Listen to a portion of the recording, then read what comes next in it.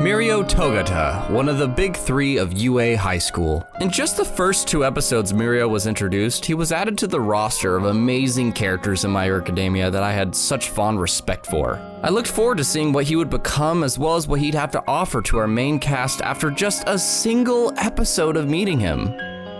Then something would happen. Something that made Mirio go from just being a great character to becoming someone that would ultimately change my life.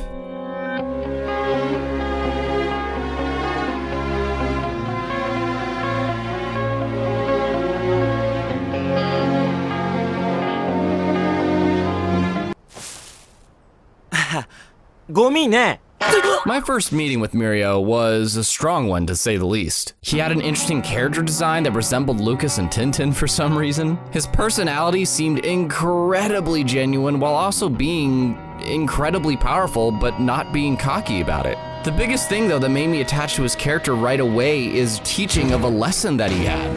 The world of My Hero Academia is filled with characters that have tons of superpower abilities known as quirks that make people, have the ability to make things float, explode, create things out of thin air. These are actual things that are in the show. Some of these quirks are incredibly amazing and some of them are just okay.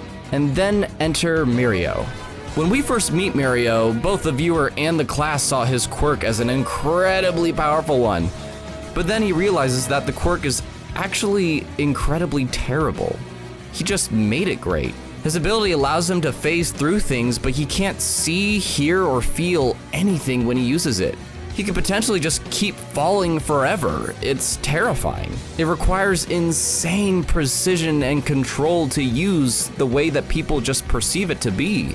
Not to mention he gets butt-ass nude when he uses it. But he not only taught Class 1A the lesson that experience and training can make anything terrible become great, but also the viewers. Going beyond our own limits is one lesson, it's a great lesson. But how can we use what we know to manifest what we hope to achieve? In life, we can linger on these so-called out of our control circumstances and conditions that we believe will halt our chances to reaching our dream. I don't have enough money because my job won't promote me. My relationship with my family or my lover isn't fixable because of this reason. I can't become a hero because my quirk is a useless one. Mirio as a child was saved by a hero that inspired him to become something more. He wanted to become a hero that saves people just like the one that he was saved by. Right from the beginning though, he's told by his father that his quirk is not meant for hero work, and his father told him very delicately too. It's gonna be a hard road going forward that's gonna be full of failure and hardships and it's unlikely.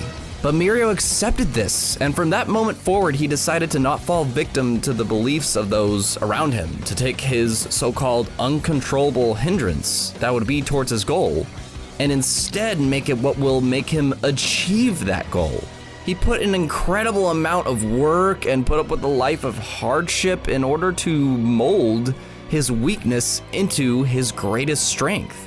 Instead of giving into a content life of doing what works without as much difficulties, he chose the one full of difficulties, put it all on the line, and followed the path that could lead him to his own self-destruction if it meant reaching his dream of becoming a hero. And in front of all this work, Mirio's put on this face of someone who's always smiling, seeming fun, and is proud of his achievements. And he can be simple-minded at times, and he's ready to move forward on his dream of saving 1 million people, giving himself the hero title, Lemillion. Mirio instantly became one of my favorite characters in My Hero Academia, which is saying something because I love a lot of them. He taught the characters and myself what was possible and what we can achieve if we put our mind to it. And I was dying to see where this character would go and what else we can learn from him as probably the potential mentor figure to Midoriya in Season 4 and beyond. Then fate strikes.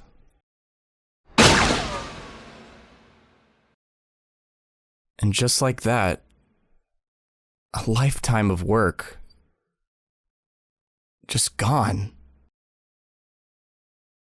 Mirio, the man that spent his life fighting against all odds to make his weakness into his greatest strength, lets everything he worked for get taken away from him to protect one girl One girl that he made a crucial mistake with, that he seeked to correct. The boy that worked so hard to save 1 million people just saves the one. All the lifelong hard work and feats Mirio managed to achieve with his own willpower, determination, and experience towards his dream gets wiped out in an instant. And anybody in their right mind would think, this is it. This is the noble and tragic end to Mirio's goal. But it's not this moment and what Mirio did previously that changed my life. It's what came after. 相手をよく見て動きを予測するんだ。これまでの全てが無駄になったわけじゃない。俺は依然ルミリオンだ。 This was the moment that changed everything for me. The My Hero Academia community was on the hype train that was Deku going 100% for understandable reasons. But to me, this scene completely eclipses that, and hard to say, but many others for My Hero Academia. One of the initial reasons I personally fell in love with the show is because of its first 2 episodes, introducing the possibility that the main character Midoriya could become a great hero without even having a quirk.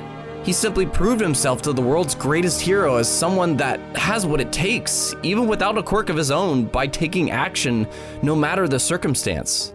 And of course using what he's learned from other heroes. Now don't get me wrong, I was looking forward to seeing what Midoriya would be able to do and become, learning to use One For All. It just took part of the hook that the show had away from me. Then in this moment, Mirio not only became the version of Midoriya I dreamed of seeing at the beginning of the show, but he also became someone that told me that even when you think you have nothing, it wasn't all for nothing. There's still something left. Mirio had just lost what he spent years developing and making his own like no one else. But instead of feeling helpless and grief of what he had lost, he picks up his feet, makes his stand, and affirms it wasn't for nothing. When this episode aired, I'd been dealing with the fact that my YouTube channel, I spent the past few years growing, molding, and developing into something that became my dream come true and was so near the point that it was gonna become my whole life as like my full-time career.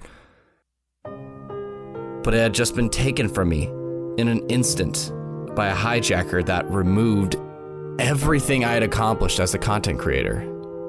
I spent 2 months doing what I could to get it back, updating my community, and living in grief of what life would be like after they had taken away all that I had achieved over the years. How the heck could I start all over again? What'll happen going forward? What about all the work I put in? Was it all for nothing?